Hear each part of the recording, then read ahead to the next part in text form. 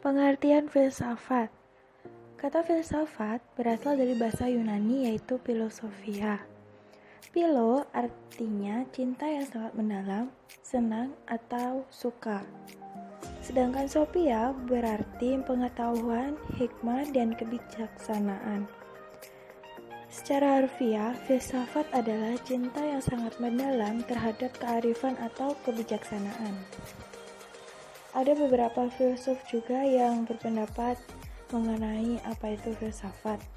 Seperti Plato yang berpendapat bahwa filsafat adalah pengetahuan yang berminat mencapai kebenaran asli.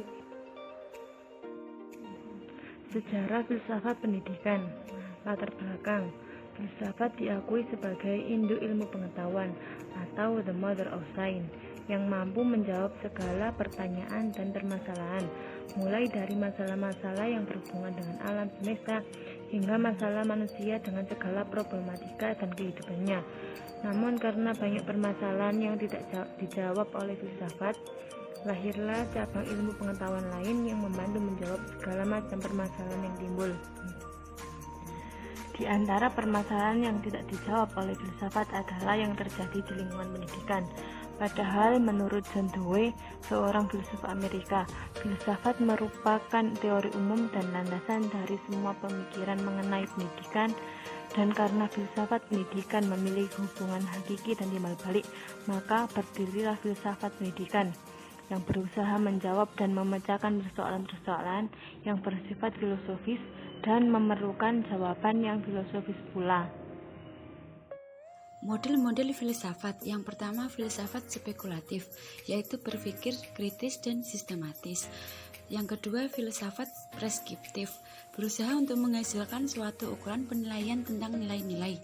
Dan yang ketiga, filsafat analitik yang dibedakan menjadi dua, yaitu linguistik dan positivistik. Eksistensi filsafat.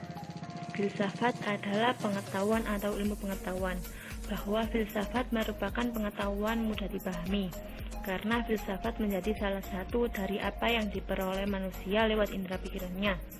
Pengetahuan adalah hasil interaksi antara diri seseorang dan dirinya sendiri ataupun dengan lingkungannya. Dalam perkembangannya, hal yang semula berwujud pengetahuan berkembang menjadi ilmu pengetahuan, atau disingkat ilmu saja, suatu istilah yang merupakan abstraksi dari pengetahuan yang konkret, yang khusus menjadi sesuatu yang bersifat umum. Pembahasan ini dimaksudkan untuk menentukan genusnya filsafat dalam rangka membuat definisinya. Pada manusia, filsafat merupakan juga suatu kegiatan seperti dapat dilihat dari rumusan yang menganggap filsafat sebagai pemikir teoritik, sebagai critical study, sebagai kegiatan yang menyelidiki segala sesuatu dan sebagainya. Filsafat juga dipandang sebagai hasil karya manusia, hasil berfilsafat. Hal ini dapat dilihat dari pemahaman filsafat sebagai pengetahuan, keterangan nasional, dan juga sebutan filsafat negara Pancasila, dan sebagainya. Ciri perilaku manusia berfilsafat. Yang pertama yaitu berpikir secara teoretik. Dalam arti orang yang berfilsafat dapat melepaskan diri dari apa yang tampak dan membuat bangunan baru atas dasar yang tampak. Yang kedua itu kritiknya mendalam, menyeluruh, rasional, mendasar, dan bebas. Contohnya, kalau ada orang meninggal tertabrak mobil, apa atau siapa yang menyebabkan matinya orang tersebut? Apakah mobilnya atau pengemudinya? Kalau yang dianggap penyebab kematian karena pengemudinya, dan ternyata pengemudinya mabuk, dan mabuknya karena diajak temannya minum minuman keras, apakah penyebab kematian orang tadi teman si pengemudi?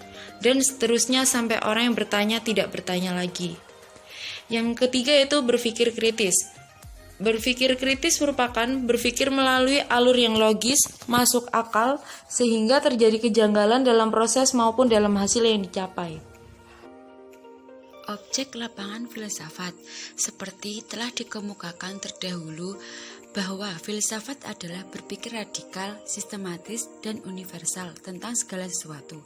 Jadi, yang menjadi objek pemikiran filsafat adalah segala sesuatu yang ada. Menurut Butler 1957 mengemukakan beberapa persoalan yang dibahas dalam filsafat, yaitu yang pertama, metafisika membahas tentang teologi, kosmologi, dan antropologi. Yang kedua, epistemologi membahas hakikat pengetahuan, sumber pengetahuan, dan metode pengetahuan. Dan yang ketiga, aksiologi membahas etika dan estetika. Tujuan manusia berfilsafat. Tujuan manusia berfilsafat dapat dibedakan antara tujuan yang sifatnya subjektif dan tujuan yang sifatnya objektif.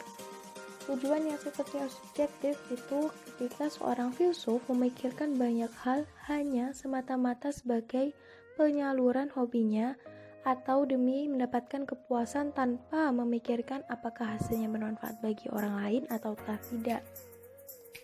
Sedangkan tujuan yang sifatnya objektif itu seorang filsuf memikirkan banyak hal lalu berupaya mempengaruhi orang lain agar menggunakan hasil berpikirnya itu sebagai pedoman hidup, baik sebagai individu, anggota masyarakat maupun sebagai warga negara. Proses berpikir filsafat.